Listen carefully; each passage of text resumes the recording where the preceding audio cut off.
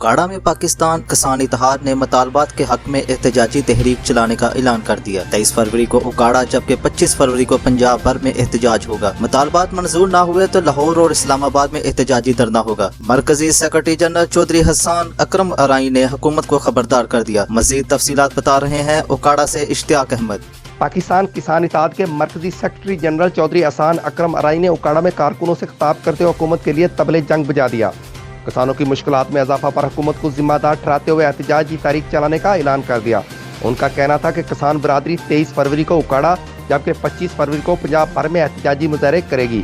उन्होंने मुतालबा किया कि हुकूमत बिजली बिलों में से FTA और QTA टैक्स फौरी खत्म करे और 1 यूनिट रेट मुकर्रर किया जाए। गंदम का रेट कम अज कम 2200 रुपए मुकर्रर किया जाए। कपास की इमदादी कीमत मुकर्रर की जाए। DAP पर सब्सिडी देकर कीमत 3000 रुपए मुकर्रर की जाए। खाद बुरान खत्म किया जाए। GST का नफाज फौरी खत्म किया जाए। उन्होंने खबरदार किया कि मुतालबात मंजूर न होने पर लाहौर और इस्लामाबाद का रुख करेंगे। इश्तियाक अहमद जाट, डिस्ट्रिक्ट रिपोर्टर, खबर ऑनलाइन, उकाड़ा।